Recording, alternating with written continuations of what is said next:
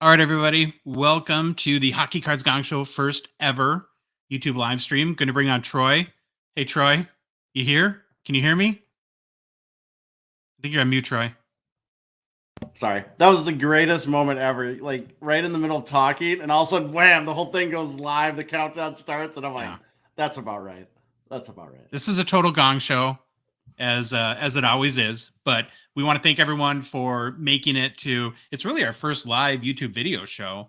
We've been purely audio now for about 11 months, and this is a little bit of brave new waters for us. But really excited to be here tonight on a very special night for the hobby. Of course, we'll finally get to see where Connor Bedard ends up.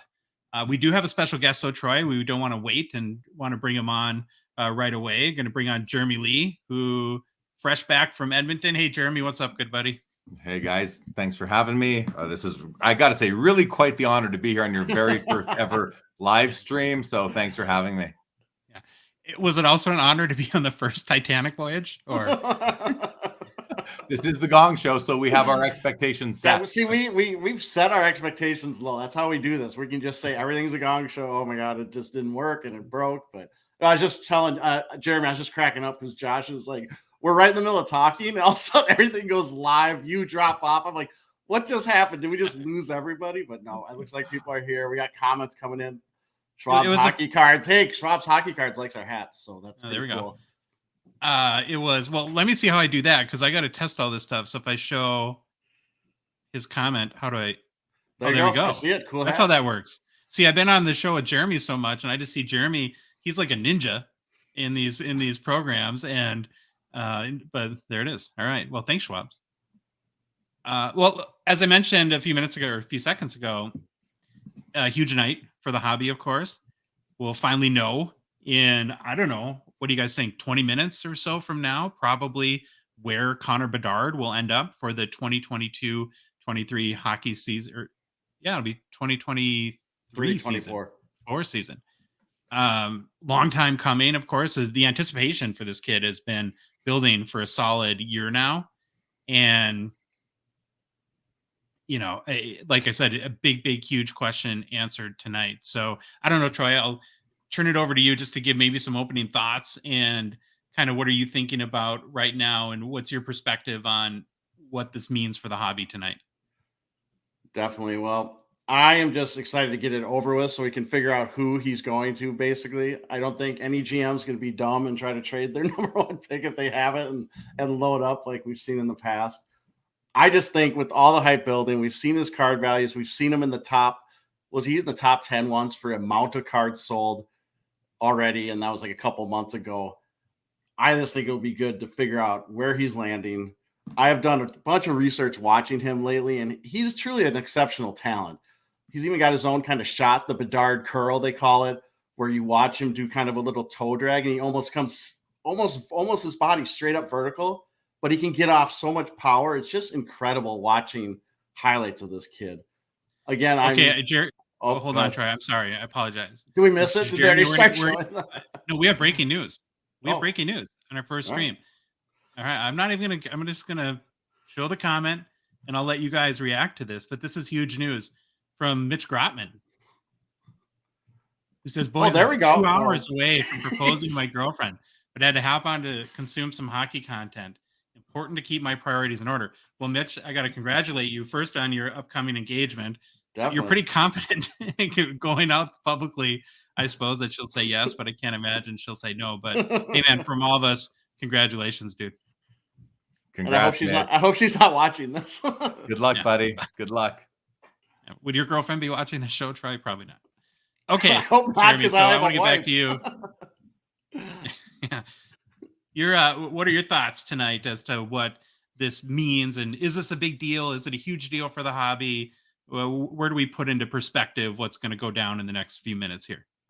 Yeah, it's a huge deal. I mean, this is the biggest prospect since Connor McDavid. I have been hearing from people, whether it was card shops or just collectors who have been, saving up their money, buying prior year products to build up allocation so that they could get more of the Connor Bedard product. So this is a monster night for the hobby. We're going to find out, 99% where he's going to go. I don't think the first pick overall is going to take anyone but Bedard. So it's a big night. We're going to find out. What's really cool from a hockey cards perspective, though, guys, is we're going to be able to start fantasizing about what his patch cards are going to look like. How many colors, what designs, are we going to see the Anaheim Ducks, the face, the duck bill? Are we going to see what the stars from the Columbus jersey? The feathers from the Chicago jersey and emblem. So it's a big night for the hobby. I think Upper Deck is watching as closely as we are and everybody else to see, so they know what they're going to be in for. And of course, where he ends up is going to, there's different degrees of excitement and success for the hobby moving forward, I think, based on where he lands. All right, Troy, I'm going to share my screen and kind of put up the odds so far, or initially, as for what team can get Bedard. And do you want to just maybe run through these really quick and give people an overview? You are the Gongshow NHL Draft Lottery expert. Yeah. Our mathematician. No. The only thing I want to point out is a lot of the things you see show Anaheim at 18.5%. While technically that's true based on their ping pong balls, Anaheim also gets the number one pick if anyone from 12 through 16 wins the lottery. So then those teams, say like it's Ottawa, and you can only move up 10 spots, right? Ottawa would jump to 2. Anaheim still stays 1. So that 25.5 number you see is a combination of the 18.5 plus teams 12 through 16's odds of winning the lottery. So that's all you really need to know. I mean, you can go through this. This has been publicized a lot with all the teams, but Anaheim's got the best shot. So we'll see if it comes true or what. Okay, Jeremy, I'm going to throw it to you as we're kind of waiting for the order to yet to be announced. And if you see us looking away, we're kind of looking at our TV screens to get the latest updates here, but I'm sure the chat will keep us updated. Knowing as well. If our you guys luck, have any questions? I was gonna say, knowing our luck, we'd be talking, and then all of a sudden they'd be having 3 picks, and we're just looking away. If you guys have any questions in the chat, go ahead and ask them, and we'll try to pull them up on screen and answer them to the best of our abilities. But as we're kind of still waiting, Jeremy, do you have any predictions? Like, what are your whether top 3 places you think he'll end up or top 3 places you hope he'll end up? I'll let you answer that any way you see fit. Well, I mean, listen, I'm a math man, so I'm gonna go with the odds. 1 in 4 shot that he ends up in Anaheim, 13.5% chance Columbus, 11.5 Chicago. I mean, you got a 50% chance that he's going to end up in one of those bottom 3 teams. So those aren't great odds for any one team, but cumulatively you think he may end up there, but he may not. So despite all that, personally, I think I would like to see him end up in Chicago or Montreal. I think that would be pretty good. Chicago can really use him after losing Kane and Taves not re-signing. Montreal with Caulfield, Suzuki, Slavkovsky, the youth they have there. I also saw someone hoping for Washington in the chat. Imagine the rejuvenation of an Alexander Ovechkin to play with a Connor Bedard. So I'm excited about those teams, but then again, Columbus and Johnny Gaudreau, that would be that would make Columbus very entertaining all of a sudden. So who knows where he ends up, but those are my thoughts. Promising young winger in Columbus and Ken Johnson too.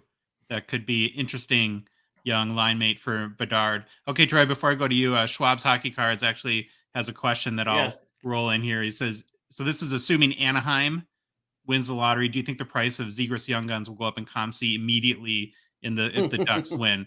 There'll probably be some sort of reaction tonight, but it'll be short-lived. So if you have Zegras cards right now, maybe be good time to put them up for sale. But I don't know, Jeremy or Troy, what you think. I think whatever bump we see tonight will last a day or two, and then people will focus back on the playoffs and it'll really start to amp up again before the beginning of the season. Well, I do think the fact that Schwab's even mentions it is indicative that it will have an impact right away on the Zegras Young Guns there. And then, that could last a bit longer because as soon as we know where he's going, the hockey community is going to focus on that. Yeah, we have the Stanley Cup playoffs, but the card community, along with what, let's say Toronto's done, Matthews and Marner aren't going to go any further, down 3-0. I think that's a decent thought right there. But McDavid and Draisaitl and them, they're still going strong.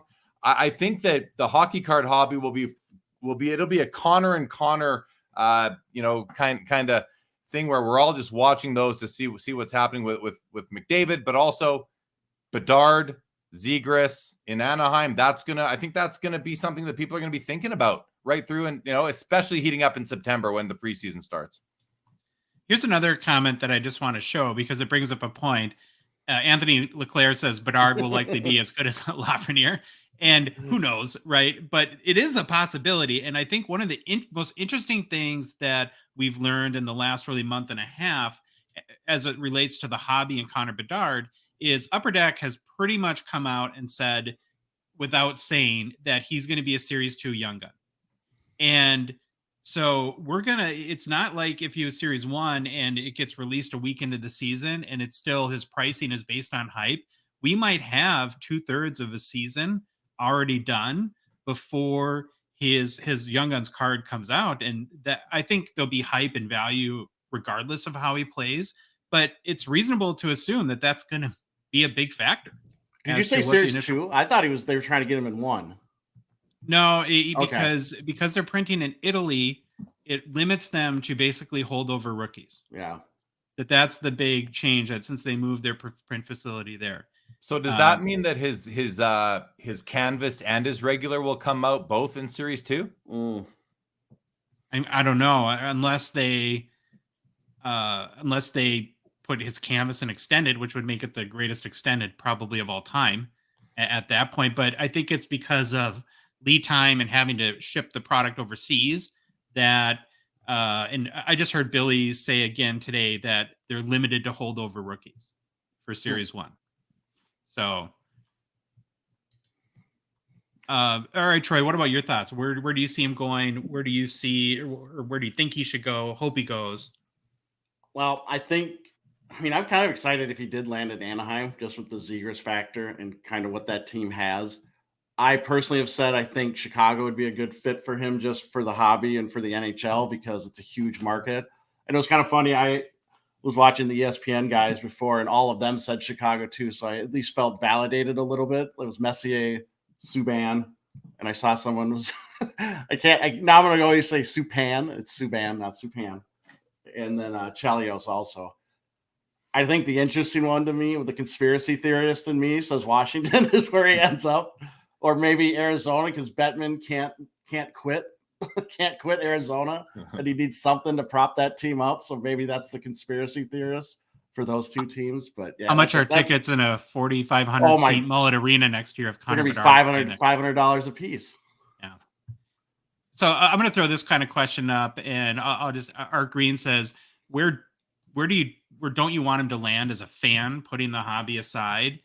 And I feel like that this is a good question for me, because I would love, for the hobby perspective, for him to be on Anaheim, but I'm really part of me is rooting for not on the Pacific Coast, because it's so late when these guys play that it would just be so hard to see him.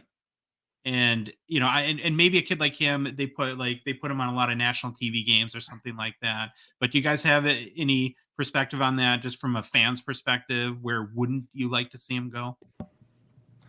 Well, as I look at all the teams that are potentially in the race to get him, I don't know that I want to see him end up in San Jose. I just don't know that team knows what it's doing right now. They seem to be kind of like the Calgary Flames, just permanently mediocre.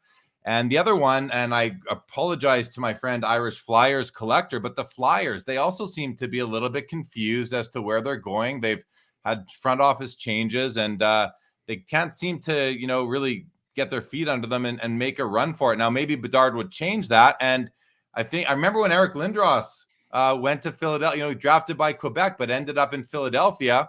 And don't worry, I've upset both San Jose Shark fan and Irish Flyers. But as far as that, Lindros in Philly was a huge thing. So I might retract that right away and say, you know what, actually, Philadelphia with Connor Bedard could be, it could set them off on the right course. And to the Sharks fans, same thing goes there. I just hope that he's not going to be wasted or underutilized or underdeveloped by some of these teams that are just kind of seem to be. I would say the same thing about my own Calgary Flames, though. So, I just would hate to see him underutilized, underdeveloped by a team that isn't maybe ready for him. So, Jeremy, you have a long history in the hobby. You're kind of a GOAT, OG hockey collector. And so you've been engaged for a long time and seeing Crosby and Ovechkin come in. You've seen McDavid, some of the big rookies in the 90s. I know that you're not a scout and you can't even compare Mario Lemieux's scouting report to Connor Bedard, but from a hype and just meaningfulness to the league, where do we put this in historical perspective, do you think? I think listen, you don't really know until halfway through that first season. Even Lafreniere, we know that he hasn't performed up to expectations or that of a number 1 overall draft pick. So people have lost a lot of faith in him, including yourselves, and that's understandable. So, if he's going to meet the expectations that people seem to have of him, then it's going to be, Crosby, McDavid, Bedard. That will be the lineage. I don't even think Austin Matthews would be mentioned in that line of speak. So it's absolutely huge. And before Crosby, it was Lindros, right? He was the one before that. And Joe Thornton had a lot of hype too, but Lindros had a ton of hype. And then before that was Mario. So I would love to see us be able to say, Lemieux, Lindros, Thornton, Crosby, McDavid, Bedard. Like that's that covers a lot of years. It's nice for collecting. It's good for the sport. So, but he's 5'10" or a hair under 5'10". I think he doesn't even weigh 185 pounds. Tiny. Now that isn't as I don't think that's as much of a crutch as it used to be in the history of hockey. We've become more of a speed game, more finesse. But his hockey IQ, his ability to see the game unravel in front of him, is superb. Will it translate to the men's game? Yeah. Who knows? Will he get banged? Even Connor McDavid. Remember, Connor McDavid early in his first season took that check against Philadelphia. I forget the player, broke his collarbone and was out had some injuries. So is that going to happen to Bedard? We cross our fingers and hope not, all of us collectively, but you never know. His height, the comment earlier that you put on the screen was he'll be as good as Lafreniere. Well, they're completely different players, so I don't necessarily think that's a good comparison, but he may meet expectations similar to how Lafreniere did, and that's not a good thing. So fingers crossed that he's better than that. Yeah. All right, guys. Hey, Josh, we got breaking news. 16's been revealed. Oh, it has? Yep. Calgary Flames. Your Calgary Flames, Jeremy. All right. 15. Buried in mediocrity. Yep. 15's next. Nashville Predators. And so that's really good news for anyone not Anaheim, right? Because that just decreases the odds that they get the pick by default if one of the bottom, 4 or 5 teams were to win the lottery. So that's, like I said, good news for Anaheim. So you never had a Connor Bedard dream, Jeremy, but as far as draft goes, your Flames didn't move up at all in the order. So you're hoping for a deep draft at this point. Are you seeing it, Josh? Do you know we're on like 12 right now? Oh, we are? Yes. Oh, yeah. 14 was Penguins, 13 14's Penguins, 13's Buffalo. Okay. My TV is behind, so you guys have to keep me up to date. It's going fast here. Yeah, they're whipping through it. And it's going in accordance with the end of season standing so far, it seems like. Yeah. The dream. Ottawa's next. So that's exactly the order, right? Calgary, Ottawa's pick, though, goes to Arizona because that wasn't it. Ottawa had it only protected if it was top 5 or top 3, I think. Okay. So no surprises so far. No big surprises in the order. Are they still going, Troy? Yep, number 11, Vancouver. Wow, it's crazy that nobody's So that's the first team that had a shot at Bedard. Yes, Vancouver will not get Connor Bedard. So that dream has died for any Canucks fans there. You see the Vancouver's guys look on his face? There was a comment in the chat earlier about don't forget about Mason McTavish in Anaheim, and I think that's a good comment. I mean, if they get Bedard, they are deep on young prospects and just young great players. All right, 10 is St. Louis. So we're still exactly in order, right? 9 is Detroit. I love it. Someone Louis in the comments says we need to stop it because we're 10 seconds ahead of him. Oh no, that's all right. It is all right, Louis. We'll talk slow. All right, number 8. Is this the conspiracy theory? Oh, the Capitals 8th. Boy, this is kind of nuts. It's anticlimactic so far. It's literally in the exact odds order so far. All right, Irish Flyers collector. Here we go. All our Philly fans. Was it revealed yet, Troy? Yep, Flyers. Wow. Okay, so it's going to be Arizona, Montreal, San Jose, Chicago, Columbus, or Anaheim that gets Connor Bedard. I do crack up. Can I address Gaza's question about Columbus? Yeah, I was trying to get to that, but things are going so fast. Yeah, 6 is Arizona. Okay, so Arizona is out. Yeah, let's run through these quick, and then we'll get to the questions because that's a great question. I love this question.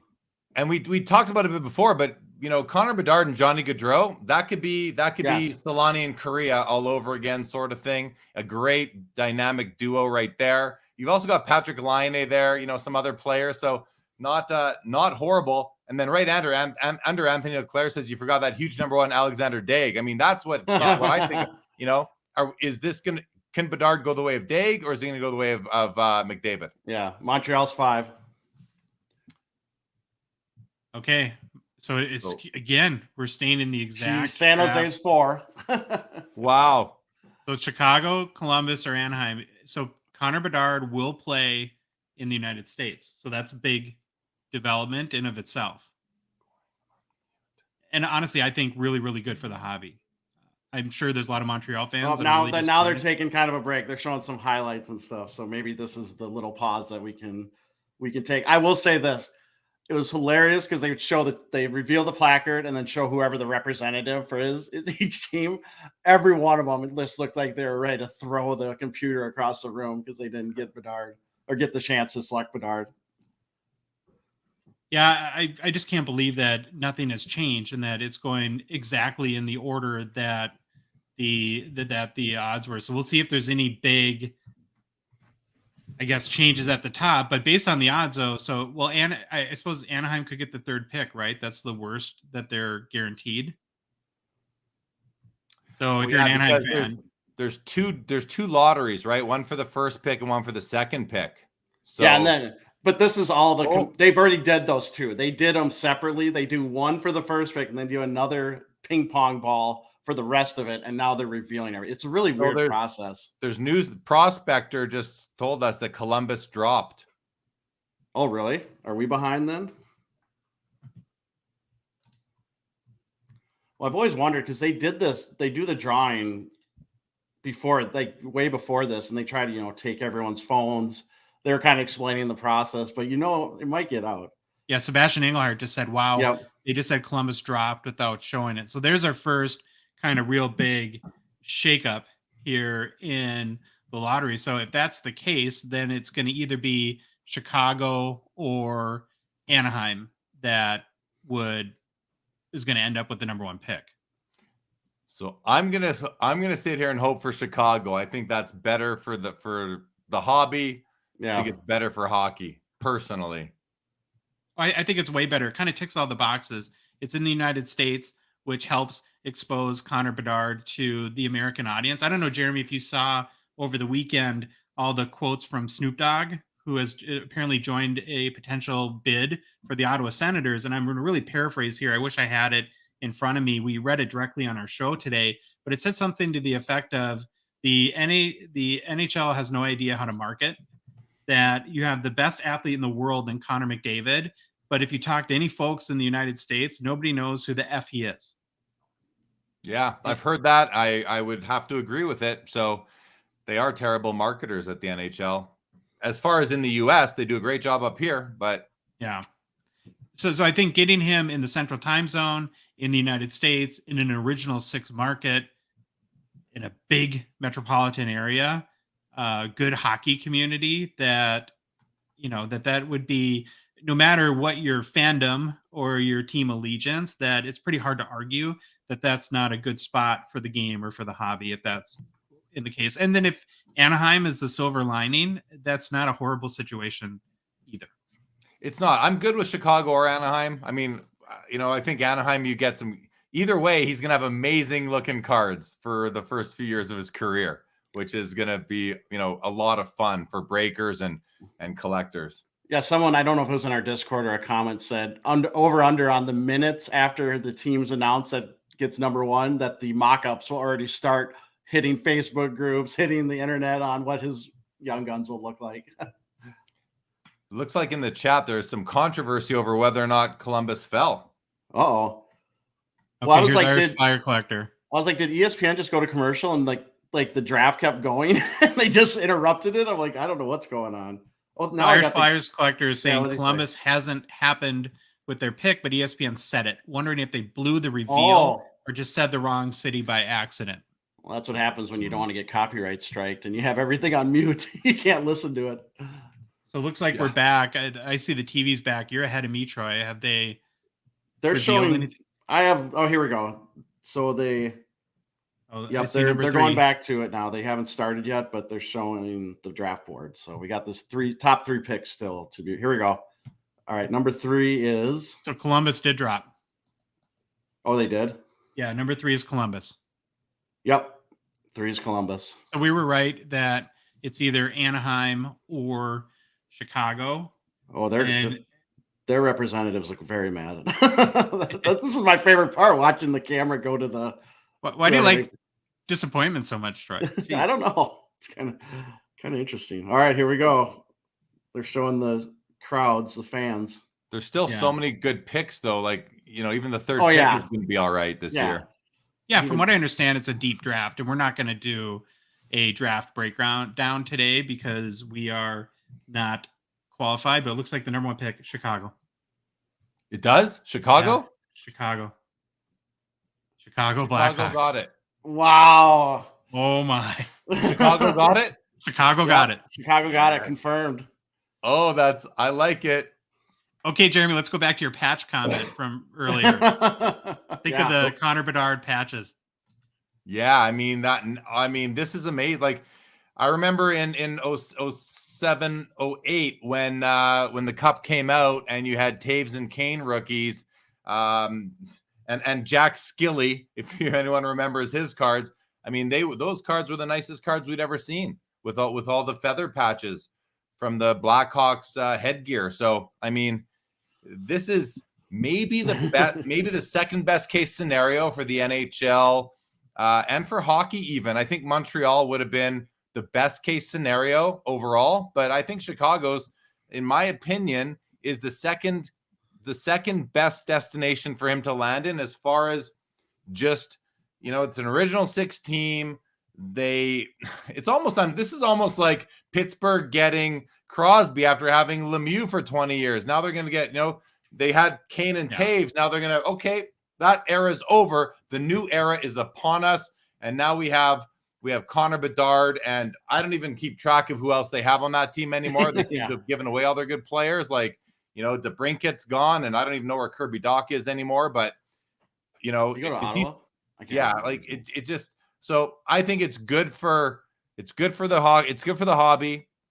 They're not going to win right away. I remember when Steve Yzerman went to Detroit, he was the best player in that 83 draft or 84, and then it took him like almost 10 years to win a cup. Same thing with Lemieux in Pittsburgh. It took him 7 years to win a cup. I think in 91, they won their first cup after he got there in 85, 86. So he may not, they may not become winners, but they're going to be a lot better now than if they had any other pick in that draft. So if he achieves the potential that everyone thinks he will.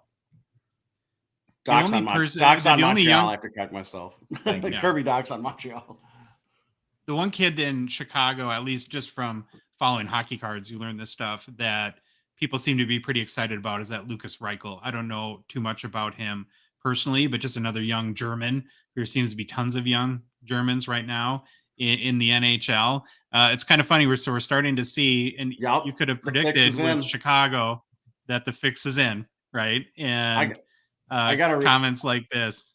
I gotta read something to you. Like this was from Sean McAnody. I can't never say his name, from The Athletic. He did this whole article on chaos theory and the draft. He's like, the Blackhawks, they openly tanked about as shamelessly as any team we've ever seen, and they still didn't finish last.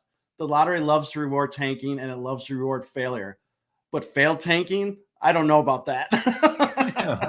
Well, they did almost blow it at the. They did. They almost did. Solidly the number one until the last week of the season, and then they dropped to number 3 odds and gave Anaheim that big window. And then you have another one from Irish Fire Collector, who says that Anaheim won the Fantilli lottery, and from everything that we know, he's a really, really good prospect too. And so that could be a silver lining there. Just looking at some other comments. Here's from Louis, who says, it's hard to separate the hobby and fan from me to be in Minnesota. Glad we'll get to see him, but don't know how to feel about that. So if you're a Minnesota Wild fan, we have a little bit of a history going back to the North Stars with the Blackhawks. So it's the Blackhawks and the Blues that get a little touchy for us, but definitely Louis can appreciate kind of your feelings around that. And the old Norris division. Oh yeah, I love the Norris division. Oh, and then here we have Schwab's, who's it says that Reichel Young Guns is looks like it's moving up on ComC. So we had that question earlier about would Zegras see an immediate spike, and we might see some Reichel, more Reichel movement. Well, here's something to think about, guys. Crosby has a way better resume than Connor McDavid. Yet Connor McDavid easily outsells Crosby. Can you see the same effect having with Bedard now? Can we see Bedard outselling Connor McDavid, a year from now, 2 years from now, the way that McDavid outsells Crosby? It just depends how good he'll be with, like you said earlier, Jeremy, with his size. I was watching ESPN's broadcast a little bit before we started, and they had a graphic up on draft eligible seasons and most goals. And I think it said something like Mario Lemieux had in like 1983-84, his draft eligible year, had 134 goals that season. And Guy Lafleur, his draft eligible year, at 130. Connor Bedard has 71 goals, which is a lot. And and he's produced. And the game it's a different game. I'm sure juniors are different. I can't compare what it was like in 1983 to 2023, of course. But like I said, to me, the most interesting thing is there's Troy's dog Harley howling in the background. But no, that's all right. The most interesting thing is going to be that he's most likely and pretty much guaranteed to be a Series 2 young gun. We're going to have 4 solid months, or 3.5 months or so, depending on when it comes out, of his play to determine that. And if he has 40 goals after 4 months, or if he has 4 goals, you got to imagine that's going to, or if he gets hurt, what happens? We're going to know the hobby will know pretty quick within that first 5 or 10 games whether or not the guy can play with the men of the NHL at their skill level. Will his skill level transfer to the NHL the way people want it to and expect it to? We'll know that pretty quick. Is he able to skate with them? Is he able to deke around them? Are they going to just put up walls in front of this kid and he's not going to be able to use his shiftiness to get around? We'll know pretty quick. If he does, though, how long? And I'm not saying it's going to happen, because Connor McDavid is clearly the best player in the world, better than Sidney Crosby for sure right now. When does that transition happen for the two Connors? When does Connor Bedard become better? I know it's all speculation. He may not, so it's kind of. But hey, Josh. I was going to say one thing. I wanted to chime in. When I was doing something, I heard you talk about Bedard's goals, and you said it was 71. Is that what he scored in? It said his draft eligible year. That's what it said on ESPN. Yeah, so they actually they did another breakdown, and they added in all all the tournaments and stuff, and I think it's 100 now. But the only reason I say that is because a guy in The Athletic broke down every 100 goals, and showed exactly where he shoots it, how he scores them. Yeah. Okay. It's crazy, but that's why I heard that. I just don't know if I'm assuming that they use the same methodology for Lafleur and Lemieux Yeah. too. But so here's a question that I have for you guys, and maybe people can chime in on the chat too, and we'll get to some more chat questions and comments in a second. But how much, so we talked a lot about the positives of Chicago. What about the negatives? And I want to go back to a little bit the notion that he won't have a ton of people around him. So if he went to Anaheim and you have again, they weren't good, but they've got some good players where who's he going to play with on Chicago? And will Florida Panthers come into town and Matthew Tkachuk saying, I don't care what happens. This kid isn't scoring against us. And teams will just be able to, from a structure or defensive philosophy, just kind of put him in shutdown mode. And so the lack of talent around him, could that maybe be a factor in how he performs early next year? I don't know, Troy, do you have a comment on that? Well, I was thinking about Chicago. I think he immediately comes in. He's probably top line center. I think with his talent, we'll see how that plays out. And obviously, like you said, Reichel would be someone that he might be able to play with. I think the Blackhawks are going to have to sign some people. They're going to have to bring some people in, of course, with how they kind of decimated their own team. So who knows? But even with bringing in Bedard, I don't think they're a cup contender. It's still going to take a year or two, maybe 3 years before they're in contention. And another thing that Chicago has, and I don't know if someone mentioned in the comments, I think they still have, and this doesn't affect Bedard, but they still have this lingering dark cloud over their whole handling of the video coach there that got accused of some really bad things. And I think they're still being looked at with that stuff. So there's also this stuff in the background too that you don't want to bring him into, even though it won't affect him now because the guy's gone and everything. But I do think about that kind of stuff too. Do you worry at all, Jeremy, about the team around him? Well, I'm worried about the team around. I'm looking at the Chicago roster right now. I don't even recognize half of these guys. And I'm looking at their prospects. I recognize Reichel. I see Colton Dock. Yeah. I don't know many of these people, but no, I'm not. Here's why I'm not concerned.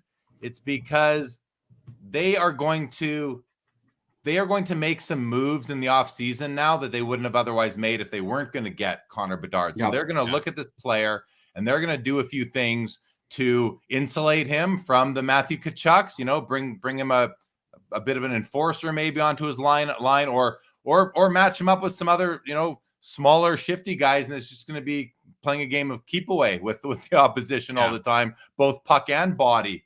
So I'm not concerned yet. I'll be concerned if once we see their opening night roster and it is the same as their closing night roster from this past season, then I think we can be concerned. Someone said in the comments that bad for him. It's only bad for him maybe in the first little bit because it was bad for Yzerman to go to Detroit, Lemieux to go to Pittsburgh, Crosby to go to all those teams were terrible when those players went to them and they turned them all into Stanley Cup champs. And McDavid might do the same thing here in Edmonton. So yeah, short term bad, but that's just going to make him better and stronger. Failure is one of the keys to future success, and I think it's actually going to be a good situation. He'll be an instant leader there. Probably, but let's see who they bring in. And very quickly, Irish Flyers. Matthews didn't have a Hattie in his first NHL game. He had a Hattie +1. He had 4 goals in his first NHL game. So that's even if he does that, we'll all be everyone will be breathing a sigh of relief, and it'll be onwards and upwards. Yeah, and I think just to echo your point here, Jeff Hall, I think made a great comment that Chicago should be able to draw some free agent talent now. And I think definitely an enforcer. We saw the impact firsthand as Wild fans when the Wild traded for Ryan Reeves this year at the trade deadline. Kaprizov was getting murdered through the first half of the season. And I thought there's no way he was going to last till the end of the year. And then the Wild traded for Reeves, and he's not the greatest hockey player at this point, but all that stopped. All the funny business, all the cheap shots. And so they might need somebody like that, as well as other skill players to put around him as well. Here we got a Reichel update. Yep. I was just saying, we got Schwab's hockey cards are going to be our ComC Young Guns update. The right correspondent. So I think about what they said about Gretzky before he went into the NHL, and there's no way, he's too small, and that was back then. He still was a success. That's how good Gretzky was. He could, as a skinny kid, he could play with the bruisers of the NHL. Yeah. That was then. The other thing to consider is just the training technology and regiments and how these players are built from a younger age. I don't think this is the same as Alexander Daigle coming into the NHL in 1991. We are 30 plus years later. Connor Bedard is going to be much better equipped to enter the NHL. I think, just based on training technology, than Daigle was 32 years ago. Jeremy, I agree 100% with what you're saying. That's a great point. Obviously, I think Bedard, being smaller, there's some concern, but as you watch video, he's shifty. He can get away from hits. Now, again, coming to the NHL, it might be different. The only thing I do worry about, if you look at his training regimen, I really think there's a possibility of overuse, and he trains literally 5 hours a day, 5 to 6 hours a day. If you read the stories on him, I'm telling you, a growing body, I've seen it. It's almost 100%. I've seen kids do this and they'll break down eventually. And that's the only thing that worries me. I hope when he gets to Chicago, they put some limits on that, because you can't do that as a growing body and expect to keep going till you're 35. It won't happen. Your body will break down. So I am curious kind of what goes on with that. But again, Jeff Hall's comment that just came in. You can't hit what you can't catch. Yeah. And the thing is, Bedard is not the fastest guy. He's not McDavid's speed. He's not as fast as McDavid. Yeah. He is so stinking shifty, though, and his vision, he sees things, that when people are coming at him and stuff, and he uses his body, he can turn it in weird ways that you don't think. Even his shot, watch videos of him shooting. He'll turn his feet away from the net and still get a shot off that's faster than 99% of the guys. I don't know what you do with this guy if you're a goalie. I would be having nightmares playing him. Yeah, you're the goalie coach, and that's what they say, is that you never know when he's going to shoot. You never know the angle that he's going to take, and that's part of what makes him so successful. Trying to go back and look through any other comments. Let's get some questions, Josh. We're gonna have Jeremy give you a lesson on how to pull up comments from everyone. I know Jeremy's so much better at this. I mean, it's my first time. All right, so here's a comment from Hockey Card Faction, who said, going to be super interesting to see where Michikov goes and what year his young guns will end up coming out. He's a guy, obviously, I think overseas, and it'll depend. I don't know a lot about him. I don't know, Jeremy or Troy, if you guys know much about him, but with all these guys, it kind of depends on when they're scheduled to make it over to the NHL. Oh, yeah, I don't know much about Michkov, but I'm just looking at Sportsnet here, Canadian sports network, saying that all it says, very small caption, it just says, undeniably still one of the most skilled players in this class. But, admittedly, I don't follow kind of the prospects leading up to the draft year very closely, more of a armchair follower. So I'm not too familiar with him, but played Sochi in the KHL. I'm guessing he's maybe a little bit older, but I have no idea. Yeah, I think with Michikov, there's still some worries too, just that Russian factor, that he might get thrown in the gulag and they won't let him come over here until he does his fulfillment to his KHL team. And it's Will Smith is a player that interests me quite a bit as far as how he'll transition into the NHL. I'm excited. Someone mentioned him as a better number 2 potentially than Fantilli. And here's a comment from Irish Fires Collector talking about Bedard. The snap in his shot is disgusting, and he can keep his feet moving while shooting. Totally takes goalies by surprise. That you're right, Neil. That is pretty much the common take on him. So I got a question for you guys that I was just thinking about. Do you think now, given what happened today, that it was a good move for the Blackhawks to part with Taves? Or would it be very beneficial to Bedard next year to have him there from even a mentorship perspective? Jeremy, I'll give it to you to answer that first. I mean, if I'm Connor Bedard or I'm the GM of the Chicago Blackhawks, I want Taves there with Bedard because he is the perfect person to coach him, mentor him into becoming a leader. Taves, yes, his production has tapered off extremely over the last 5 or so years, but he's a Hall of Famer. He's a first ballot Hall of Famer. There's no doubt about that. I don't care what he's done in the last 5 years. And he always carried himself with such poise and professionalism. He's exactly who you want to mentor this youngster. And, you know, he may not come back to play. Maybe he'll come back with a different role. Maybe he'll become an assistant coach or something like that. Like, I don't know how much gas he has left in the tank to actually play effective NHL hockey. I just don't know. But if he doesn't, what a great way to transition out of the sport and take this young guy on as your apprentice and help mold him. The Blackhawks would be very smart to do that if he's willing to do it, Taves, and if he's done playing. Yeah. Here's another comment, another free agent. Yeah, what do you guys think of this? Any chance? I don't see it. I'd rather have Taves back just for the too. Mentorship stuff. I don't think Kane is. I just after seeing what he didn't do on the Rangers, I just don't know that you want him back. Like you don't need. You've got Bedard now. I mean, 2 Bedards is better than 1, but he's not a Bedard anymore. He just doesn't have the effectiveness anymore. I don't know why, but something happened to this guy somewhere along the way. Yeah. Josh, you want to give a Reichel card update? I keep laughing when I see these cards. Got another one. The ComC's cleared out. There's only 3 left, and they're all doubled in price. Oh, geez. I love it. Yeah, well, there you go. There's the Bedard effect, right? Maybe that's a term we'll be using a lot. So how in your mind is there a bump that you can see in Bedard card prices just from the Chicago factor? How is that going to factor into the values, do you think?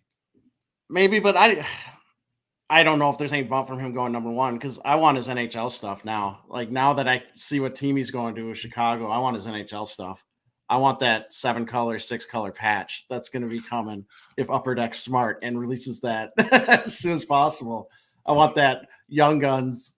What are the new ones? They got the 101. I can't remember all the new different variations, but the Sunburst or the Outburst. Outburst. Yeah. So I guess maybe there's I don't know on his current cards if anything happens because he's going number 1. It's had to be built into everything. Everyone knew he was the number 1 pick. There are a lot of hardcore Blackhawks collectors. Let's remember the National is in Chicago every second year. I mean, that's a big deal. It's big. That right there is big for the hobby. People are going to be talking about it. There's going to be more buzz about Bedard this summer at the National than there would have been if he ended up in Anaheim or Columbus. There's no doubt about that. But your question, Josh, you know, what happens to his stuff, like his Team Canada Junior stuff that already came out? I think that this is a good thing for Bedard, for the Bedard stock. I really think it is. Yeah. You got an original 6 team with a big legacy, relatively recent success. I think this is huge for Bedard. I think it's huge for the hobby. I think it's big for his cards. I'm not saying they're going to double tonight like Reichel is, but I think you're going to see interest. It's a lot. It's just it's better than Columbus. It's better than Anaheim. It just is. These are both expansion teams, and not so recent anymore, but there were more recent expansion teams in the 90s, and I think it's the best case scenario overall. Hard to say if Montreal would have been better because they're just a better team with more great prospects, but this is going to give him the chance to really show, is he capable of being the next Crosby, McDavid, Lemieux kind of player? Because he's going to be the guy. There's not even like a 1A and 1B. There's not even a 1B. He's the 1A, and then there's maybe, D's and lower, which hurts, but they will have to build around him, and they will get more good picks. They probably won't make the playoffs next year. So they'll have another shot at another good pick. Troy, do you think the Fanatics jersey making machines are smoking at this point, trying to keep up with the demand for get those 98? Get those 98 jerseys going. Because we're realistically 9 months or so away from his Young Guns. That's going to be the first really memorabilia kind of hit that we'll probably start to see immediately tonight. Are the Bedard Blackhawks jerseys? What do you think his MVP card goes for? Because that will come out first, right? $100. Yeah, it'll be interesting. At least. So at 6:28, so at 7:28 Central Time, I received a text message from our good common friend. I don't think he'll mind me saying this. I don't think. Billy Celio texted me in all caps, "Thank you, baby Jesus." So There you go. From the card company perspective, this is perfect. This is what they want. This is what Upper Deck wants. They don't want. Yeah. This is what they want over Montreal or any of the other teams that had a shot at them. Yeah.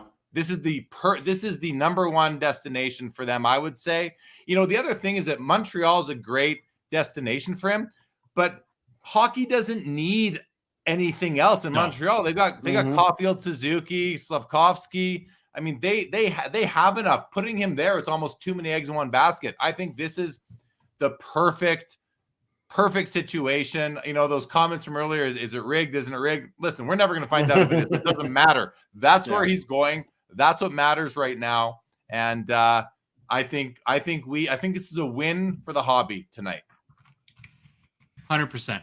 Couldn't agree more. Got this comment just in from Hockey Card Faction. Artifact pre-order is about to go berserk, right? So Artifact is normally in a normal schedule the first memorabilia kind of cards, so like rookie patch autos that you would see.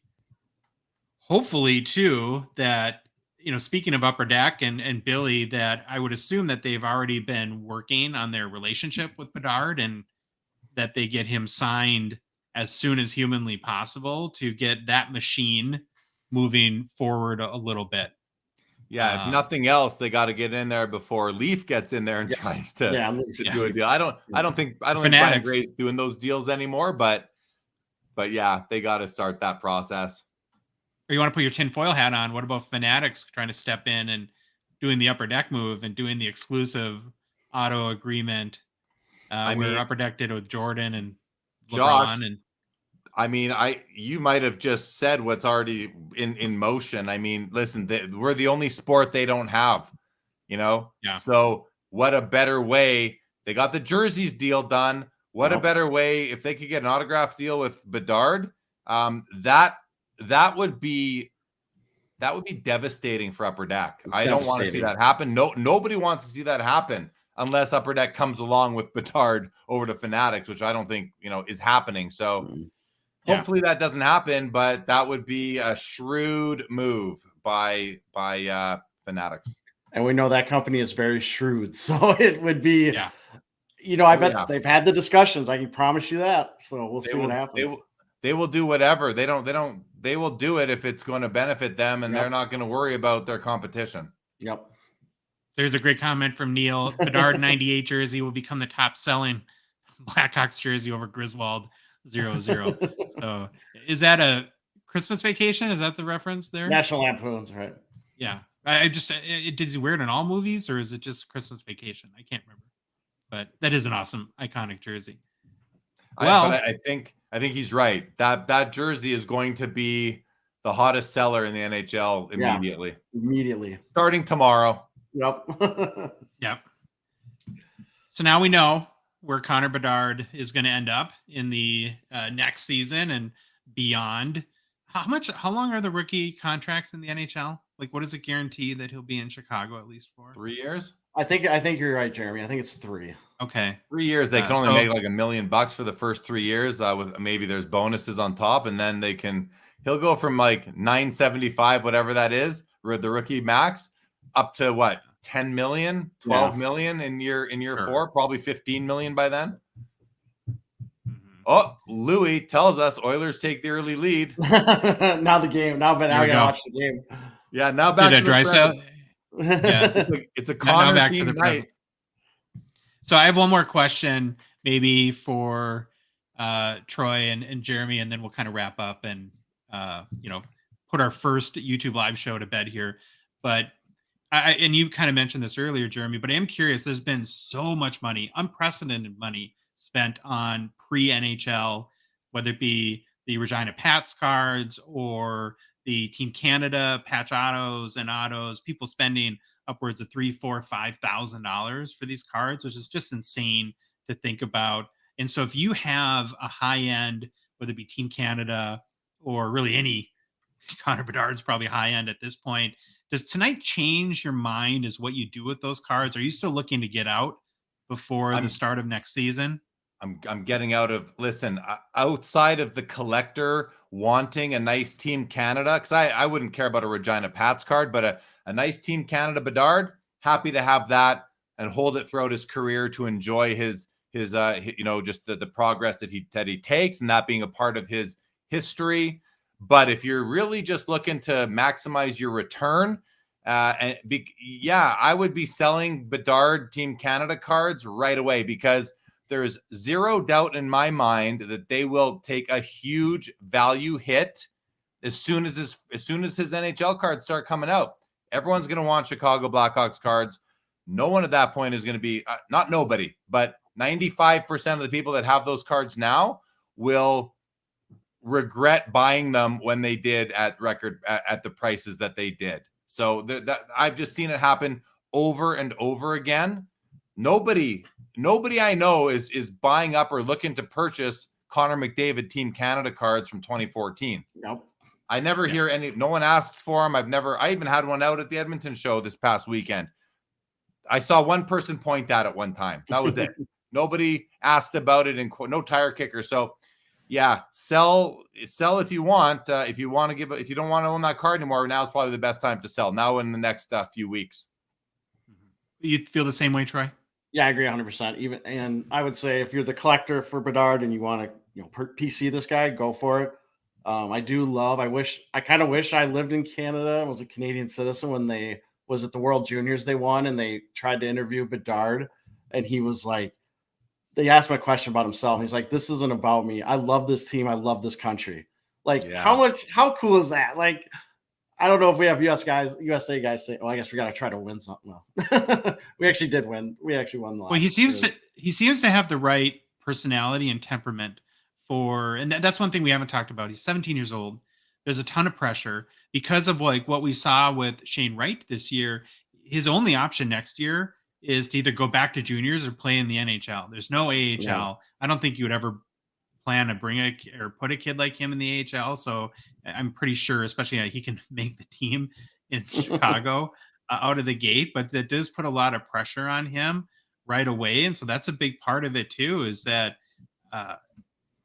how can he handle the pressure? And I guess maybe the good news there is what he's had to deal with the last year of his life, where he's pretty much been under a microscope, and it's not like he's coming out of nowhere.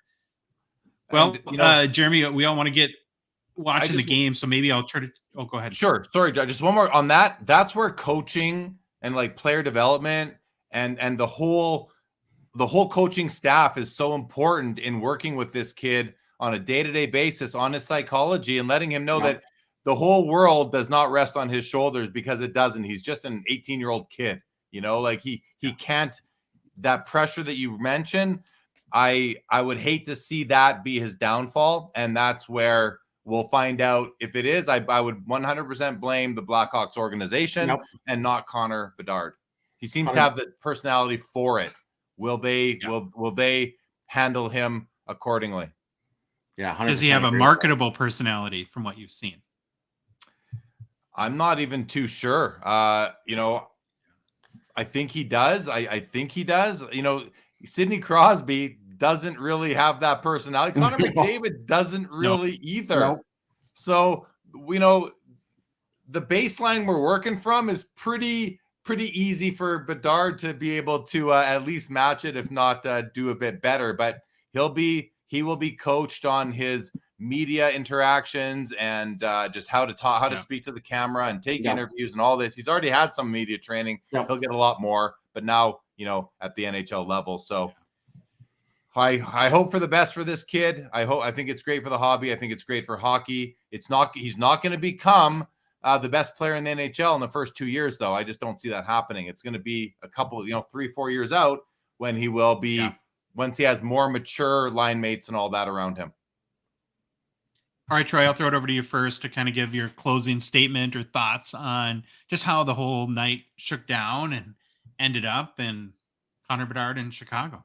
Yeah, this was a lot of fun. I was gonna say, Jeremy, we could probably have a whole nother hour show talking about Connor Bedard and his psychology behind what he's gonna go through. You've already seen his mom had to come out and say, "People, please don't stand in front of our house. Yeah. Please don't ask for autographs." So, he's definitely had, like you said, the training. He's probably already had some stuff going on. Hopefully, psychologists, all that stuff, because he's gonna need it. But again, I think the night was awesome. It's kind of exciting that Chicago got him. I think when we started, that was the one team that Josh and I on the show even said probably is where we want to see him go for the NHL and for the hobby and for hockey to grow. So it's kind of cool to see that play out. I wish there was a little more controversy, something happened with a big jump or anything, but that's how it goes. I want to thank Jeremy. Thank you very much for jumping on with us and giving us your expertise and your knowledge. We really, really appreciate it. Honestly, it's a super honor for me to be a guest on your inaugural YouTube live stream. I can't tell you how much how flattered I am. Seriously, very flattering for you to have me. Thank you so much. This was a lot of fun. You guys both look great on camera, so keep it up. You didn't say we have a face for radio. We do. Stay at the podcast level. Don't do this video stuff. No, thank you, Jeremy. Really appreciate it. Thanks. Well, and again, thank everyone for joining. We really appreciate the viewership, the participation in the chat. This probably won't be like, we're not going to be the next Sports Card Live, that's for sure. And so, we're a podcast first and foremost, but it's kind of fun to be able to jump on YouTube and do something like this every so often. And what a great night for the hobby. That's where is that you can't argue that Bedard going to Chicago isn't going to, really.